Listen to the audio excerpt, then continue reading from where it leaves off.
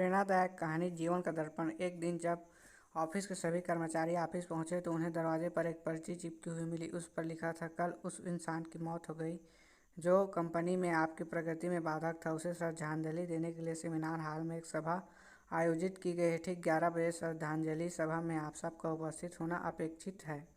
अपने एक सहकर्मी की मौत की खबर पढ़कर पहले तो सभी दुखी हुए, लेकिन कुछ देर बाद उन सब में यह जिज्ञासा उत्पन्न होने लगी कि आखिर वह कौन था जो उनकी और कंपनी की प्रगति में बाधा था।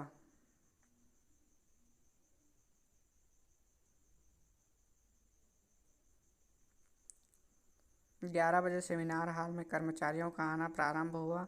धीरे धीरे वहां इतनी भीड़ जमा हो गई कि उसे नियंत्रित करने के लिए सिक्योरिटी गार्ड की व्यवस्था करनी पड़ी।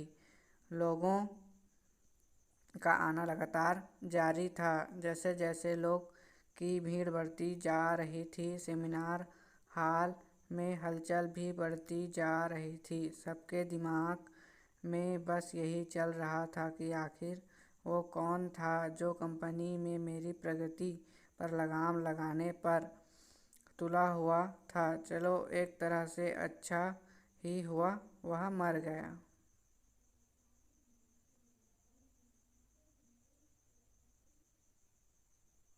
जैसे ही श्रद्धांजलि सभा प्रारंभ हुई, एक एक करके सभी उत्सुक और जिज्ञासु कर्मचारी कफन के पास जाने लगे।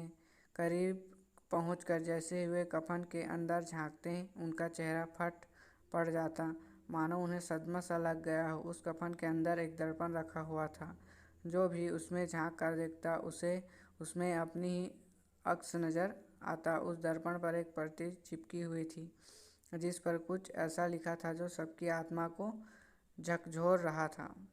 केवल एक इंसान आपकी प्रगति में बाधक है और वह आप खुद हो। आप ही वो इंसान हो जो अपनी जीवन में क्रांति उत्पन्न कर सकते हो। आप ही वो इंसान हो जो अपनी खुशी, अपनी समझ और अपनी सफलता को प्रभावित कर सकते हैं। आप ही वो इंसान है जो अपनी खुद की मदद कर सकते हैं। आपका जीवन नहीं बदलता जब आप बॉस बदल जाता है। आपका जीवन नहीं बदलता जब आपके दोस्त बदल जाते हैं।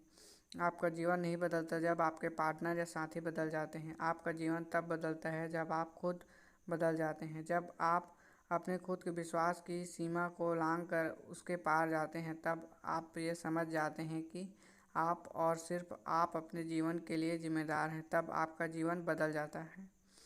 सबसे महत्वपूर्ण रिश्ता जो आपके किसी के साथ है वह आपका खुद से है।